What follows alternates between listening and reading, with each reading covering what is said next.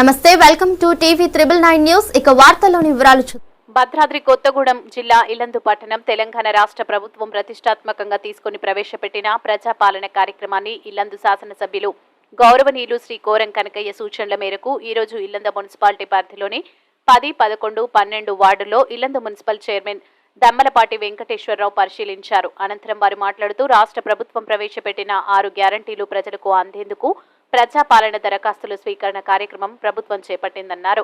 అర్హులందరికీ 6 గ్యారంటీలు ప్రభుత్వం ఇస్తుందని తెలియజేశారు. దళారులు నమ్మి ఎవరు కూడా మోసపోవద్దన్నారు. అప్లికేషన్లకు సైతం ప్రజలు డబ్బు వృధా కాకుండా ప్రజాపాలన దరఖాస్తులు ప్రభుత్వమే ఇస్తుందని తెలిపారు.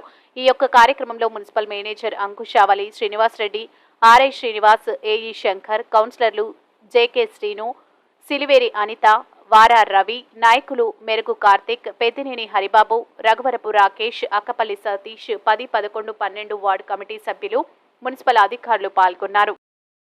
అవసరం లేకుండానే తిరిగి మళ్ళీ మీ దగ్గరికి అధికారులు సర్వేకి ఎంక్వైరీకి వస్తారు. నిజమైనటువంటి లబ్ధిదారుని గుర్తించి ఖచ్చితంగా అందరూ కూడా అర్హులయ్యే విధంగా అధికార యంత్రాంగం కూడా పనిచేస్తుందని చెప్పి తెలియజేస్తా ఉన్నాను. ఇక్కడ మేము కోరుకునేది ఒకటే, మధ్యవర్తులు వచ్చి కొంతమంది మేము పెన్షన్ ఇప్పిస్తాం, ఇందిరమ్మ ఇల్లు ఇప్పిస్తాం అనే పదం లేకుండా మీకు అందరికి కూడా రాష్ట్ర ప్రభుత్వం, కాంగ్రెస్ ప్రభుత్వం మనం కోరుకున్నటువంటి ఇందిరమ్మ రాజ్యం వచ్చింది కాబట్టి దాంట్లో మనందరం కూడా భాగస్వాములు అయ్యాం. ఆ భాగస్వాములైన అందరికీ కూడా లబ్ధి చేకూరుతుందని చెప్పి తెలియజేస్తా ఉన్నా.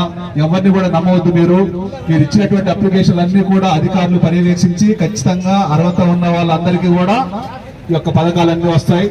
అదేవిధంగా ఇప్పటికే 2 గ్యారంటీ పథకాలని రాష్ట్ర ప్రభుత్వం ప్రవేశపెట్టి బ్రహ్మాండంగా విజయవంతంగా నడుస్తున్నాయి. ఒకటి మహిళా సోదరీమణులకు ఆర్టీసీలో ఉచిత రవాణా సౌకర్యం, అదేవిధంగా 10 లక్షల వరకు ఆరోగ్య బీమా కూడా నడుస్తూ ఉంది.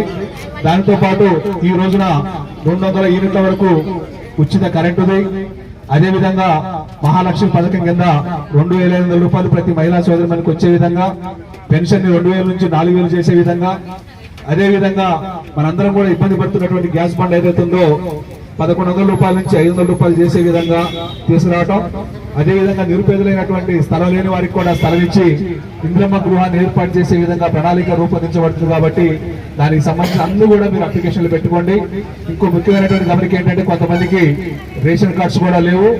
దీంట్లో అప్లికేషన్ లో రేషన్ కార్డు లేదు కదా అని చెప్పి మీరు అప్లై చేయకుండా ఉండబోకండి. సెపరేట్ గా మీరు అప్లికేషన్ రాసి ఇచ్చినట్లయితే దానికి సంబంధించినటువంటి అంశాలు కూడా పరిశీలించి మీకు రేషన్ కార్డుల మంజూరు కూడా జరుగుతుందని చెప్పి తెలియజేస్తా ఉన్నాం.